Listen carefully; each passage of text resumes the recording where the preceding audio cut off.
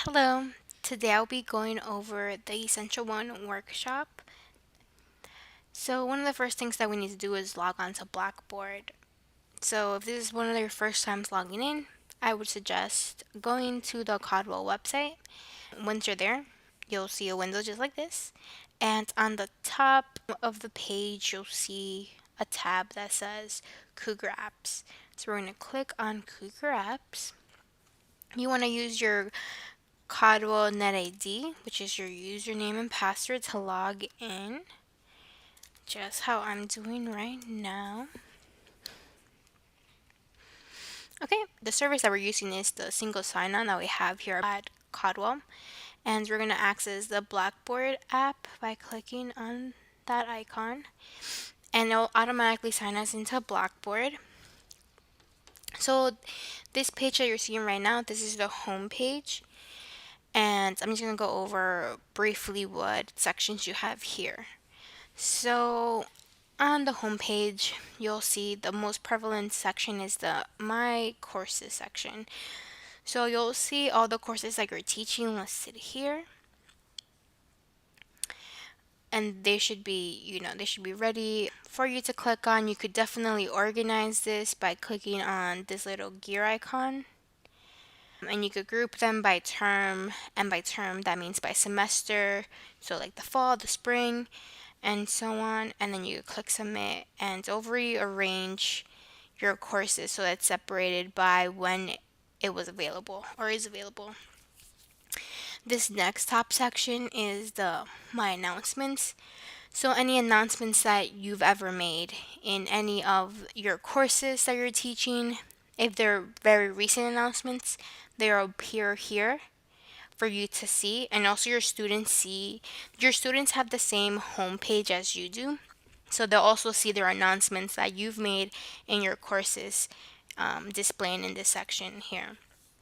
Also, you might see announcements that the university makes, like if there's a snow day and they send a mass campus spread announcement, you might see it listed there too. The second page is the tool section. So again, another way to get to your announcements, to see grades, to see personal information. But something that's very important in this section is the Need Help with Blackboard link. And right here, if you click on this link, I'll do that real quick for you. It's going to take us to a new website, and this is the website that can help you if you're having any kind of technical issues with Blackboard. Something's not looking right, you need some help doing something. You'll definitely be able to either chat. You could live chat, or you could call them. You could create a case with them, or find some kind of articles. And they're available 24/7 for technical support.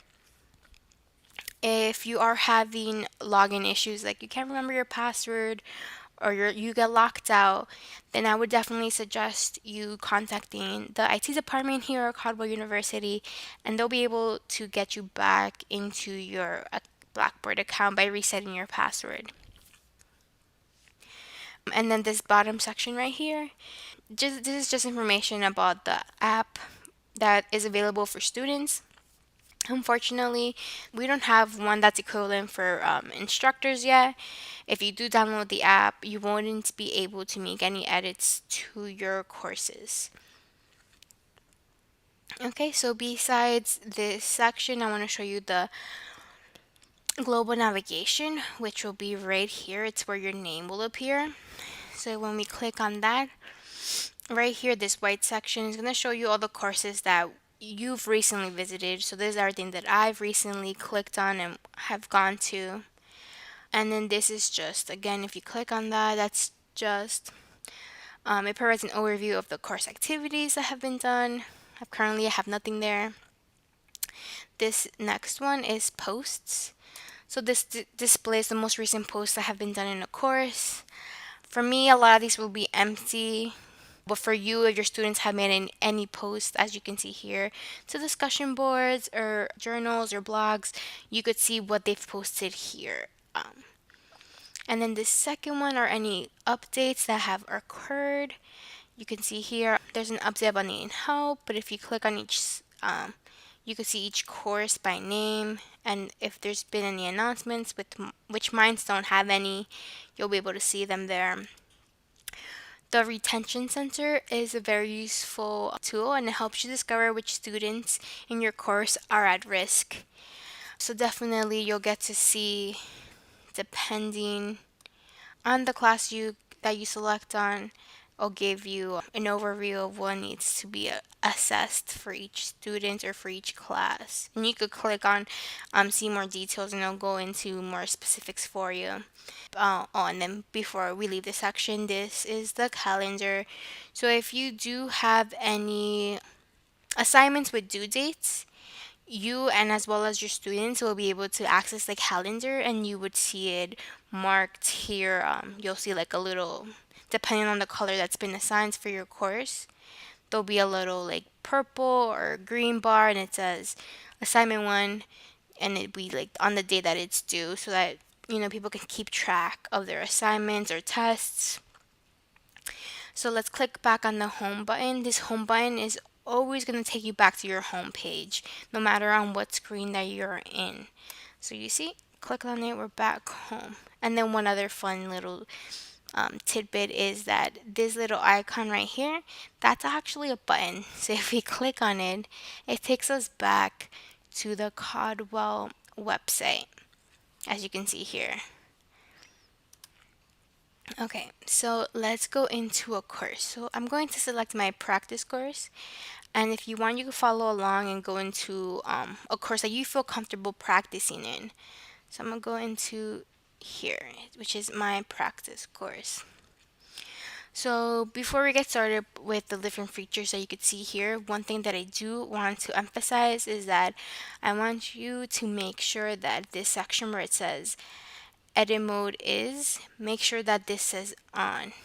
If this is off, you will not see all the tabs that I'm describing. So I'm going to click on off, and you're going to see that certain things disappear.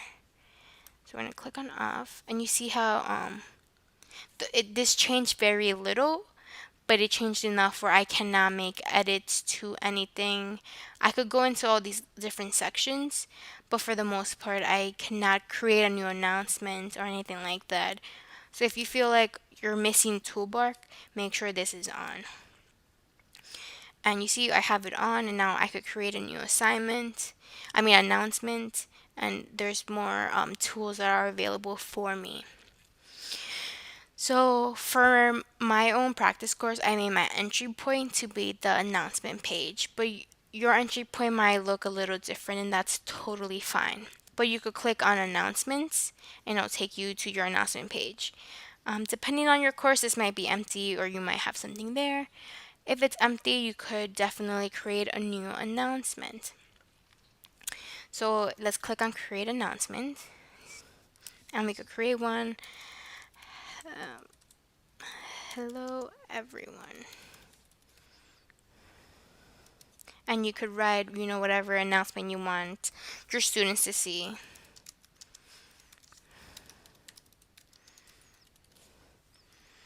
Okay. You do not need to put any date restrictions after you put your kind of message that you're writing. I would say just leave it at no date restricted. If this is an important announcement that you want your students to know about immediately, there's this cool feature that says email announcements. If you select this, the second that you click submit, your students will get an email that tells them exactly what this announcement says. Another fun little thing is if you're ever trying to reference a section like in your course, let's say it's like, don't forget to take the test that's due by Friday. If you want to add a way for your students to look at the announcements and then just click on a link to that specific assignment, like this test that I'm referring to, under this course link section, you could click on browse, and you're going to see this is kind of like a copy of your menu panel. If I can make it bigger. Okay. and it'll open everything down for sections. So I have a Unit 1 folder and I have a Test 1, and that's the test I want to refer to. So when I click, I'm gonna just unselect that for now and click Submit. It says, "Hello everyone, don't forget to take the test that's due by Friday." And I've linked it right here. So when I click on it or a student clicks on it, it's gonna directly take them to start that test, as you could see here. And I feel like that's a very good feature. Sometimes students will forget where to find certain things, and that's something that will be very helpful for them. Okay, so let's move on to look at different things that are here available for you. I want to just go over this section right here on the left hand side. This is what we call our menu panel, and this is what you and your students are going to use to navigate throughout the course. So in the menu panel, there's different kinds of things that you can do. Definitely this plus sign lets you add more links. As you can see, I have a couple of links here. There's a lot of links here that I have available. I would suggest keeping the menu panel as small as possible. That way when the students click into content, they'll be able to see everything in that section as opposed to having to click on different parts that is available in the menu panel. So when we click on a content area, I'm going to say that the content area is an area where you could start adding course materials. That would be assignments or folders, files, web links. That's a good area to create all of those things. And let's create one real quick. So this is, I'm going to name it new content area. And if you want your students to see this content area right away, I would suggest you clicking on the make it available to users. Otherwise, if we do not click on it and we click submit, you see it appears at the very bottom of your menu panel. And it has this little extra box with this line. And as you can see when you hover over it, it says this link is hidden from students. So you can definitely, in your edit mode, make all the changes you want inside that content area, which right now is empty because we just created it. And you could definitely work in this section, but your students don't have access to it yet until you make it available. And the way to make it available is that you see this gray circle with a downward arrow. That is a drop down menu, and you could click on show link. So now that little slash and extra box disappeared, and now this is available to students for them to access and see. Another thing that we could create here, it's very useful, is a tool link. Sometimes if you want to create more sections like I have here, you could definitely click on a tool link, click on add a tool link, and these are the types of tool links that are accessible to add. So let's say you do not have your discussion board section displayed on your menu panel, you could definitely add it. You could click on discussion board. Just to stay practical, I would say name it exactly what type it is. So there's a discussion board, I could just label it discussion. And again, I would make it available to students. And then that would take them to the discussion board here. But I just want to show you that there's a lot of different things that you're able to add. You could look through all of these and see what would be more useful for you. But I believe that the discussion board is not a link that is usually presented at first. So that's something, if you're going to use a discussion board, I would definitely add to the menu link. Okay, so another important feature besides the content area and a tool link is a web link. And you could add a URL that your students will be frequently, most often. Would that be like a reference center from the library, or how-to guide on how to write a paper? You could definitely add that to your menu panel if your students will be accessing it quite frequently. So we would go click on that plus sign that's on the top left corner, and then click on web link. You want to give it a meaningful name. So for practice right now, I'm just gonna add the Caldwell website, and I've already copied the URL.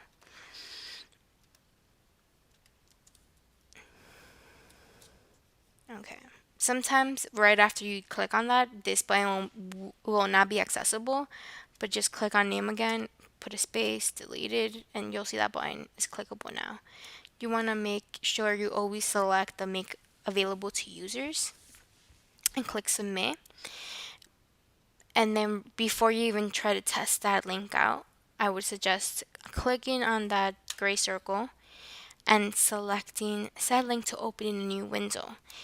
This is going to make it so that your link works without any problems. So now when I click on this, that should have worked. If this happens, it's because it's set to open within Blackboard, and that is something that we do not want. So if you click on that home button, it takes you back here. Okay, you see when I clicked on it, it should open a new window like this. And that way it's easier for your students to access the website in the format that it should be in. Okay, and if we go back up here, I just want to show you one other thing, which is a course link. And a course link is a direct link to a material that may be found somewhere else in your course, like a folder or a file found inside one of your units. So we're going to click on course link.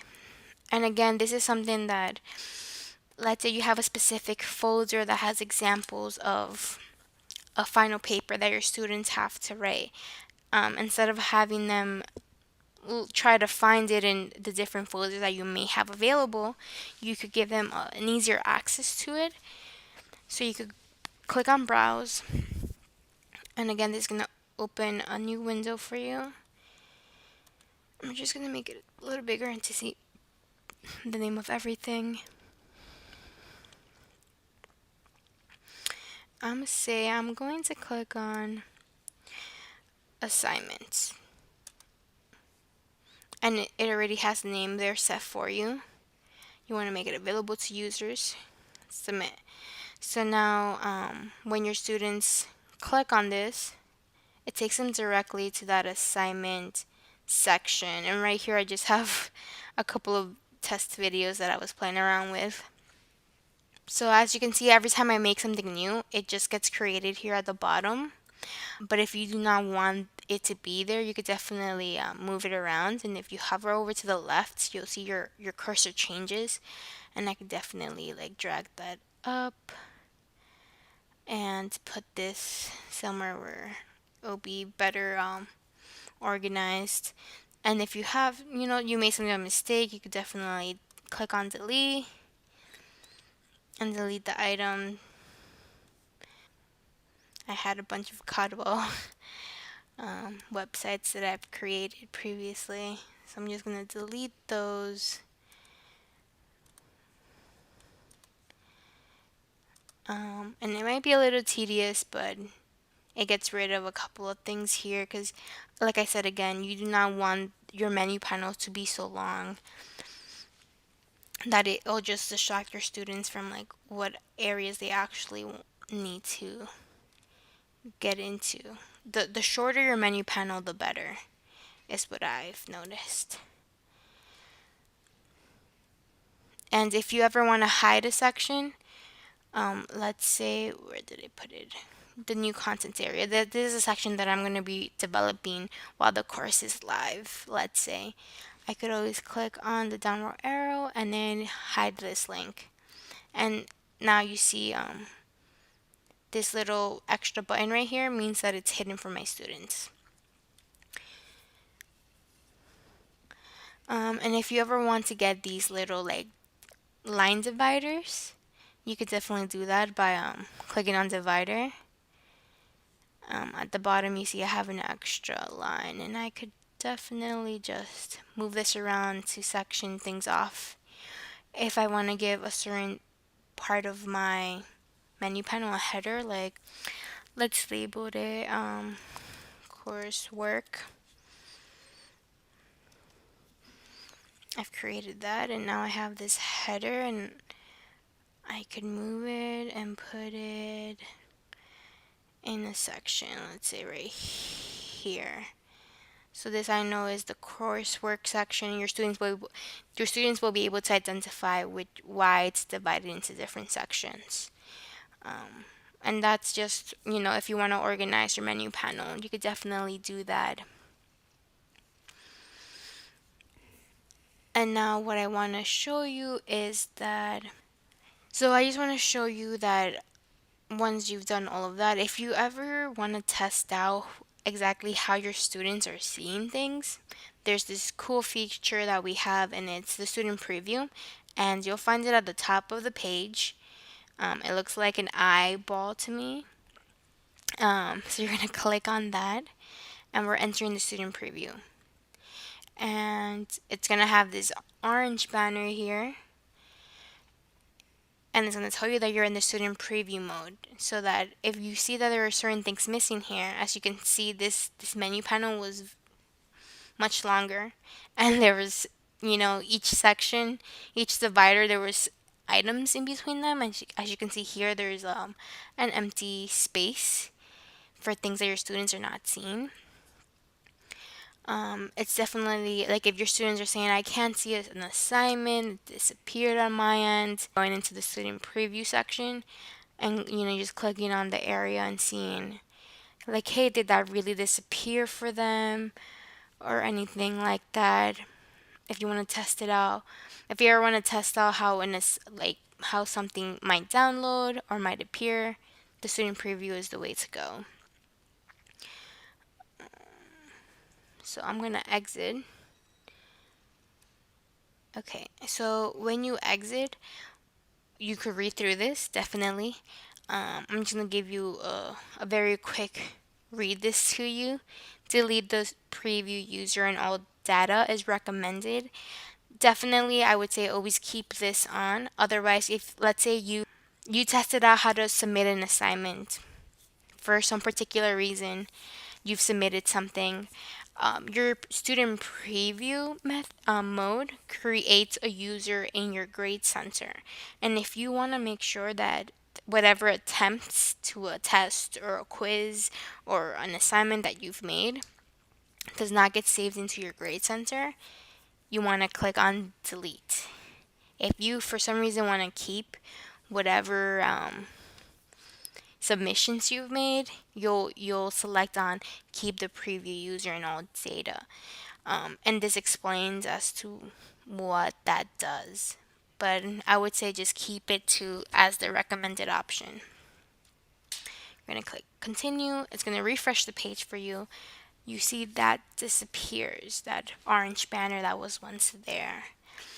And as you can see right now, my practice course is very, very generic. So it's all white. There's no customization to it at all. But if you do want to customize your page, make it a little bit more colorful, pick a theme, you want to go into the control panel, which is right here at the bottom of your menu panel.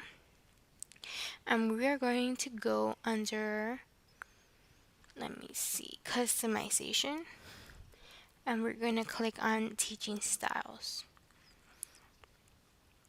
So this section that says select course structure, I would say keep as is. Otherwise, you could go through these and they'll tell you what it'll add to your menu panel. If you feel like any of these are more suitable for the way that you'll be teaching your class, then you could definitely go ahead and select this structure that they have already provided for you. Otherwise, you just keep whatever work that you've already made here. Beneath that is where you select an entry point. So I've done the announcements, but you could select something else. That could be the contents area, discussion boards, or if you have information area. These are all areas that are found on your menu panel, and they're only particular areas. You see, it shouldn't be a website, and it shouldn't be something that's not within Blackboard. Otherwise, you'll get an error message. So I'm just gonna leave it as announcements for myself. And under that, you have a course theme, so you could definitely select something a little bit more fun for your class.